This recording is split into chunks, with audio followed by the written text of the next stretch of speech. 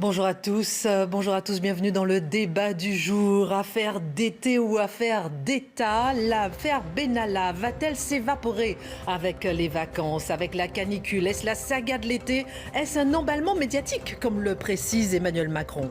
Emmanuel Macron, de son côté, a-t-il réussi sa communication? Il veut donner la cadence. Aujourd'hui, en déplacement au Portugal, hier en Espagne, il prend de la hauteur et déclare avoir déjà répondu aux questions. Pendant ce temps, les auditions se poursuivent. Une salle à moitié vide ce matin. La commission de l'Assemblée a volé en éclats. Était-ce prévisible? L'opposition désunie dépose des motions de censure, mais unie pour crier à la mascarade.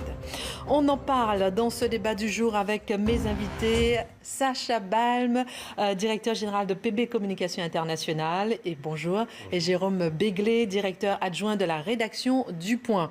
Alors, affaire d'État, première partie, affaire d'État ou affaire d'été. On a entendu plusieurs personnalités politiques en parler. Je vais faire ce petit jeu de mots. L'affaire Benalla va-t-elle s'évaporer avec les vacances? Est-ce qu'avec la canicule, on n'en parlera plus? À votre avis, Jérôme Béglé, c'est la saga de l'été, c'est tout? Ça n'est pas une affaire d'État, c'est un peu plus qu'une affaire d'été. C'est la saga de l'été parce qu'on est fin juillet et que ça fait 10 jours que ça nous occupe. Mais ça laissera des traces, mais c'est pas le Watergate comme certains leaders de l'opposition l'ont dit. En revanche, ce qui est intéressant, c'est qu'on a l'impression que le pouvoir a du mal à se dépêtrer de cette affaire. Ça dure. Il y a des épisodes les uns derrière les autres. On voit bien qu'on n'arrive pas à mettre un point final. Tout simplement parce qu'on a tous le sentiment que les réponses qui ont été formulées en fin de semaine dernière étaient des réponses partielles avec pas mal de mensonges, pas mal d'approximations. On va s'arrêter tout à l'heure justement sur la communication. Voilà, qu'on est obligé de revenir sur les mêmes questions parce que les réponses n'ont pas été... Voilà, c'est confus. Et pour reprendre la phrase de Martine Aubry, quand c'est flou, c'est qu'il y a un loup. Et là, c'est très flou, donc il y a beaucoup de loups. Sacha Balm, plusieurs députés, sénateurs, ils vont partir en vacances là, à partir de lundi. Beaucoup s'en vont. Est-ce que pour vous aussi, qu'est-ce que vous en pensez? C'est une affaire d'été? Moi, je rejoins un petit peu Jérôme Béglé, je trouve que c'est un petit peu entre les deux. Le gros problème, c'est que comme la communication était tellement mal gérée, c'est devenu une affaire assez importante. Le président de la République en aurait parlé dès le début, ça aurait été peut-être un petit peu mentionné, mais très peu. Là, ça a pris une ampleur incroyable. On a vu ce qui se passe au niveau de la commission d'enquête aussi. C'est vraiment, je trouve qu'il y a une sorte d'amateurisme à ce niveau-là assez criant. On va revenir justement tout à l'heure sur la communication du chef de l'État. Frédéric Dabi s'est exprimé ce matin sur CNews. Il dit qu'il y a quand même un risque de saturation des Français. On écoute.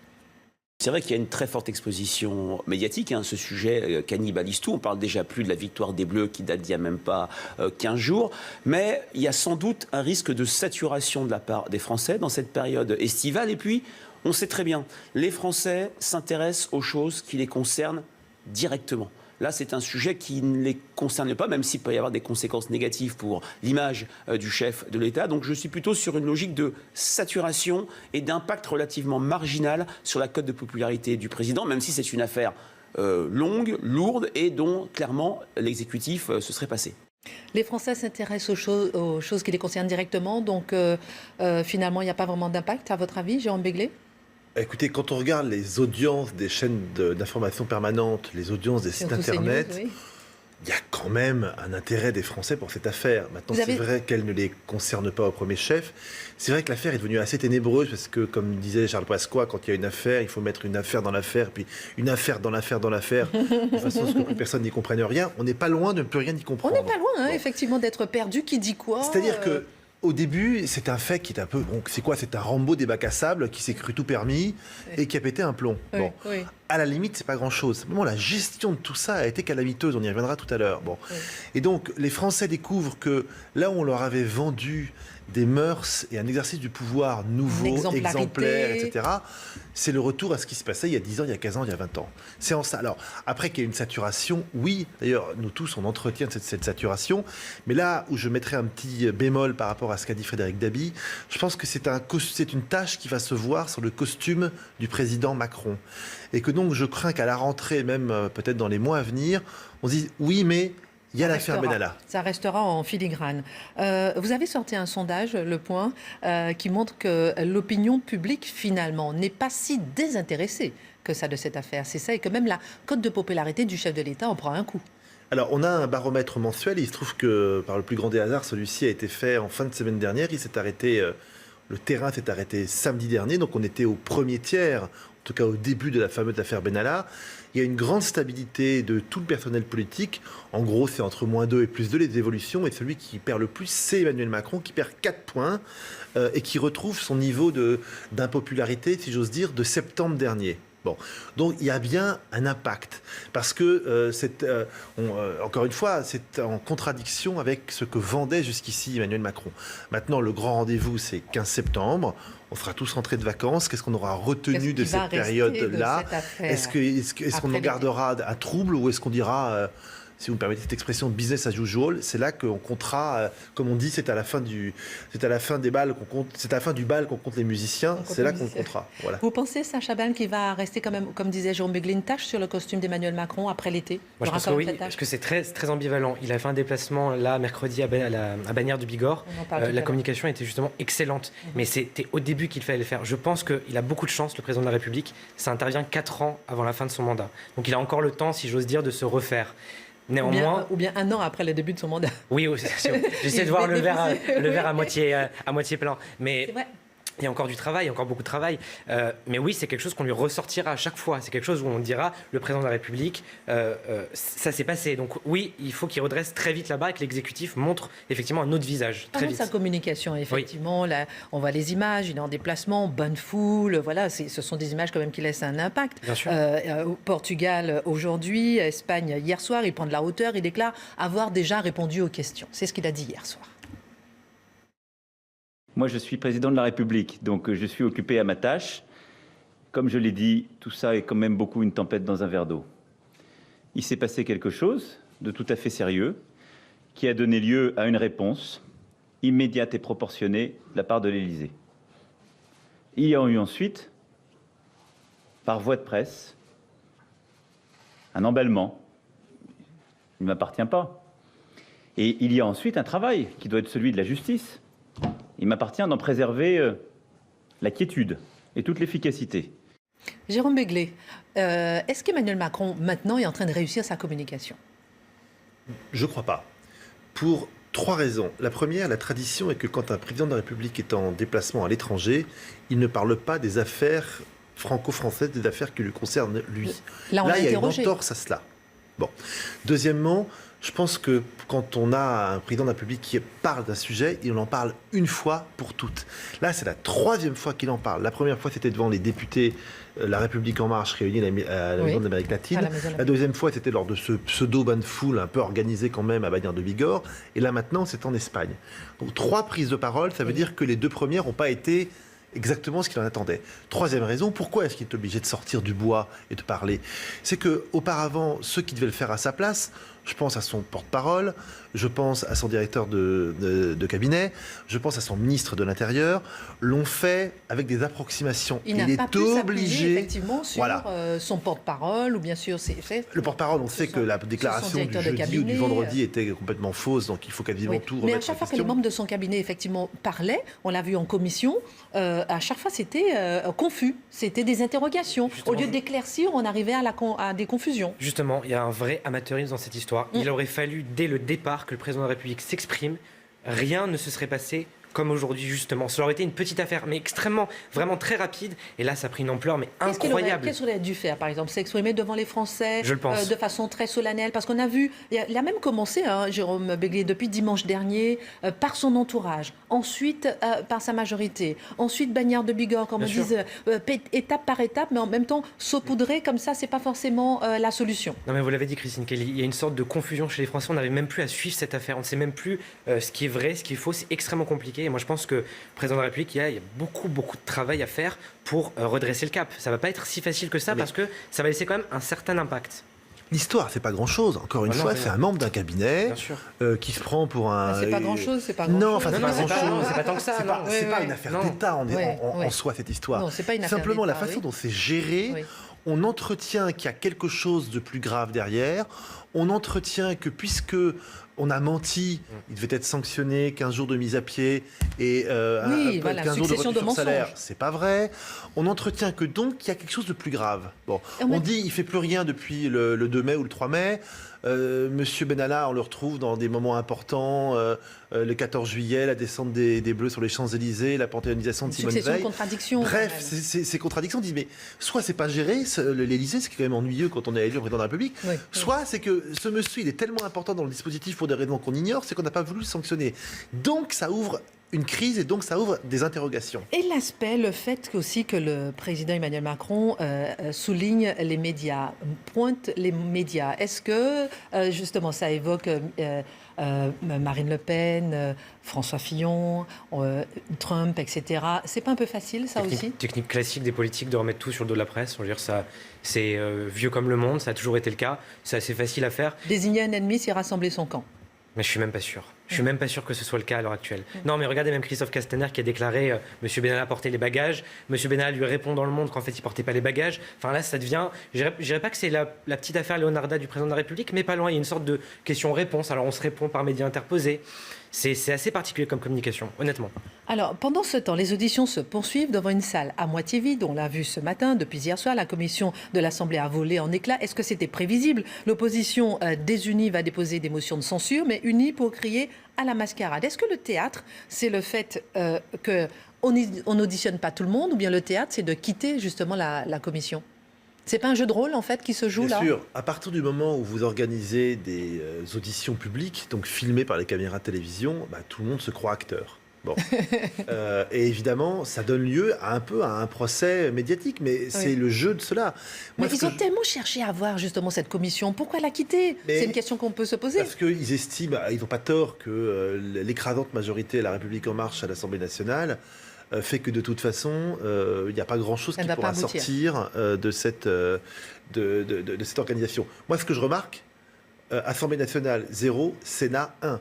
La commission d'enquête du Sénat se passe très bien. Tout à fait. Alors, ce sont les seuls qui ont réussi à obtenir l'audition de Alexis Kohler, qui est quand même le numéro 2, secrétaire général de l'Élysée, numéro 2 de l'Élysée. Et ça s'est passé, on lui a posé des questions franches, avec une certaine onctuosité, il a répondu. Donc le casting et le déroulement donne un avantage certain au Sénat. Une question, pourquoi par exemple à l'Assemblée nationale, la présidence de cette commission n'a pas été donnée à l'opposition, comme dans l'affaire Cahuzac ? Ça aurait pu être le cas. Ça aurait pu être un beau symbole. Est-ce que ça n'a pas été une des raisons de la cristallisation de cette commission ? Je ne pense pas qu'au Sénat, l'ambiance est beaucoup plus feutrée, beaucoup plus agréable, on est beaucoup plus courtois peut-être. Donc je pense que, c'est peut-être d'ailleurs pas pour rien que Christophe Castaner va justement s'exprimer devant le Sénat la semaine prochaine. Oui, mardi. Oui, ça aurait été un beau symbole. Je suis d'accord, ça aurait pu être quelque chose d'assez bien. Ça participe du truc un peu louche. Si vraiment on avait voulu faire toute la lumière sur cette affaire, on aurait dit, j'ai tellement rien à me reprocher que je donne la présidence de cette commission d'enquête à un leader de l'opposition. Or, on l'a un peu cadenassé en donnant. Voilà. Donc ça participe de se dire, mais il y a forcément un truc derrière. On se trompe peut-être, mais les apparences sont quand même contre la présidence de la République. Après, ce qu'a dit Guillaume Larrivé était quand même un petit peu exagéré, que la commission est torpillée par l'Élysée. Il ne faut quand même pas exagérer. Les députés sont libres et libres de leur parole. Donc Guillaume Larrivé aussi a fait un petit happening, qui n'était peut-être pas forcément nécessaire non plus, je pense. On va écouter Philippe Bas, on parlait du Sénat tout à l'heure, le président de la commission au Sénat, qui dit qu'il aurait été plus simple, comme vous disiez tout à l'heure, d'auditionner tout le monde à l'Assemblée. Ça aurait été plus simple, on l'écoute. Il eût été plus simple pour l'Assemblée nationale d'auditionner toutes les personnalités qui ont des choses à dire, parce que sinon, c'est bien ce qui s'est passé d'ailleurs, et ça donne le sentiment de ne pas vouloir faire complètement le travail. Moi, je plaide pour un Parlement qui exerce avec, je dirais, sérieux, mais aussi de manière détendue, son pouvoir de contrôle pour établir la vérité, faire des propositions. Les crispations, c'est pas bon en démocratie. Alors, c'est négatif pour la démocratie ? Est-ce que la démocratie prend un coup ? On voit quand même que les institutions, on voit derrière tout ça la réforme la réforme qui devait être votée, qui devait être étudiée en tout cas, que l'opposition réclame cette commission d'enquête. Finalement, il claque la porte. Est-ce que tout ça c'est bon pour la démocratie ? Est-ce que tout ça c'est bon pour nos institutions ? Est-ce que ça va avancer ? Pour vous, peu importe. Avec non, il y a une chose qui là, on dirait non, à partir du moment où on décide qu'il y aura une commission d'enquête, en 48 heures, celles-ci au pluriel sont mises sur pied. Donc ça veut dire quand même que les contre-pouvoirs fonctionnent et ont bien fonctionné. Et elle dure un mois seulement à l'Assemblée, 6 mois au Sénat. Voilà. Maintenant, je pense qu'on aurait pu éviter cette petite mascarade d'avoir 2 commissions d'enquête. Une seule commission d'enquête parlementaire mêlant à la fois des députés et des sénateurs, peut-être avec une présidence accordée à un sénateur, me semblait largement aussi efficace que deux commissions d'enquête qui se font un peu concurrence. On va écouter plusieurs réactions de l'opposition qui disent que maintenant on les laisse entre eux, qu'ils magouillent entre eux, on ne veut plus rien savoir et puis on se casse, si vous permettez l'expression. Ça, c'est de la mascarade. C'est quelque chose, on veut faire un enterrement de cette commission qui commençait à avancer et qui ne peut pas aller plus loin, faute justement d'interroger les bonnes personnes. On n'a pas de temps à perdre à être en quelque sorte les acteurs passifs du cinéma qui est organisé par la majorité En Marche. S'ils veulent magouiller, eh bien ils n'ont pas besoin de nous qu'ils le fassent donc entre eux. Nous ne sommes pas là pour ça. Guillaume Larrivé, le co-rapporteur de cette commission, vient d'indiquer qu'il suspendait sa participation. Le groupe des Républicains, naturellement, va adopter la même attitude. Nous sommes aujourd'hui dans une parodie de commission. Il semblerait quand même que notre démarche de commission parlementaire tourne en rond. On voit de nettes contradictions que nous ne parviendrons pas à éclairer avec cette commission parlementaire et que maintenant il faut laisser faire la justice et l'enquête interne. Je crois que la lumière sera faite dans les jours à venir avec les enquêtes judiciaires et administratives encore une fois. Effectivement, même la République En Marche dit que la lumière sera faite par l'enquête judiciaire. On n'attend rien, en fait, de cette commission. Non, on n'attend pas grand-chose. Moi, ce qui me choque un petit peu, c'est le terme de Marine Le Pen, de magouille. Ce n'est pas des magouilles, c'est une procédure classique, institutionnelle dans la Ve République. La commission de loi se mue en commission d'enquête. Mais le fait de ne pas auditionner toutes les personnalités souhaitées, pour vous, ce n'est pas des magouilles? Non, le mot magouille me gêne beaucoup. Il y a un côté un peu vraiment extrême droite, les coquins, les magouilles, ce vocabulaire-là ne me plaît pas forcément. Après, oui, il y aurait eu d'autres personnes à auditionner. Bon, tout ne peut pas être fait. Mais ce qu'a dit Jérôme Béglé est juste. Il aurait fallu faire effectivement une commission mixte, Sénat-Assemblée, pour pas que ce soit un petit peu brouillé au niveau du message. Voilà. En tout cas, Guillaume Larrivé n'est pas arrivé ce matin, mais les auditions continuent. Motion de censure. La motion de censure LR sera débattue mardi 15h à l'Assemblée. Une de gauche pourrait être déposée. À quoi ils vont servir? On sait très bien que les motions de censure ne servent pas à grand-chose. Le chef de l'État lui-même l'a dit lors de son déplacement hier soir. À quoi ça va servir, Jérôme Béglé, ces motions de censure? À faire de la politique. C'est-à-dire que du superficiel. À montrer que bon, c'est bien joli d'enquêter, mais qu'on veut montrer manifestement qu'on est très content, très mécontent, très courroucé contre le chef de l'État et le gouvernement. Donc on dépose une motion de censure. On se compte. On voit s'il n'y a pas quelques députés qui étaient un peu en but ou sur la réserve de la République En Marche ou des députés MoDem qui ne vont pas venir mêler leur voix aux députés de l'opposition classique. Voilà, c'est juste ça. C'est leur dernière arme, la motion de censure. Entre autres, déjà c'est un contrôle assez symbolique. Le saut de la bête qui meurt. Non, mais peut-être. Non, mais peut-être. C'est un contrôle assez symbolique déjà du gouvernement par l'Assemblée. Il se trouve que dans la Ve République, c'est arrivé une seule fois, en 1962. C'est là où le gouvernement Pompidou a été renversé. Pour le reste, ça n'a jamais fonctionné. Et effectivement, à mon avis, il n'y aura pas assez de voix pour que le gouvernement soit renversé. C'est aussi effectivement, c'est de la politique, c'est un jeu aussi de dire voilà, on n'est pas d'accord avec le gouvernement, on va déposer cette motion de censure. Bon, je pense... Ça permet d'obliger aussi au gouvernement de s'exprimer. C'est un peu ce qu'ils attendent. Je pense que les députés, ils savent aussi que ça n'a pas de chance d'aboutir, mais ça oblige le Premier ministre à venir encore une fois s'exprimer. Il a répondu à 17 questions l'autre jour à l'Assemblée nationale. C'est ce qu'ils veulent en quelque sorte. Mais derrière tout ça, est-ce qu'ils sont pas... On analyse aussi cette union de l'opposition. Pour la première fois, on les voit unis. Est-ce que ça aussi, c'est pas un certain message ? Bon, ils veulent faire durer le plaisir, évidemment. Ils trouvent que 10 jours, c'est pas assez. Donc, la motion de censure va prendre encore, en gros, une petite semaine, le temps de faire le texte, les délais légaux, etc. Bon, ils veulent marquer le coup. Maintenant, l'union des oppositions allant de l'UDI jusqu'à M. Mélenchon ou Mme Le Pen, c'est pas de mal à veille. Sur ce point-là, ponctuel, oui, il y a, à mon avis, une légitime colère, une légitime interrogation, mais l'ensemble des oppositions qui se ligueraient façon Italie, si je puis dire, contre le parti majoritaire, on n'y est pas encore. D'ailleurs, en termes de communication, l'image était assez incroyable. Daniel Obono qui dit « Venez devant les caméras » et Marine Le Pen rejoint Daniel Obono. Rien que pour ça, je trouve que c'était un moment assez savoureux. Oui, une certaine union de l'opposition, des unions quand même pour signer, union peut-être pour voter. On suivra mardi effectivement ce que ça donnera à l'Assemblée nationale. Donc ça garde l'été ou pas, on suivra cette affaire sur CNews. On suivra la semaine prochaine déjà la motion de censure qui sera votée donc mardi à l'Assemblée nationale, sera débattue. Et puis lundi, direction au Sénat avec le DIRCAP de Gérard Collomb ainsi que son chef de cabinet qui seront auditionnés au Sénat. Et mardi, Christophe Castaner. On suivra tout ça sur CNews. Merci messieurs, excellente fin de journée de 13h. Thierry Ferré.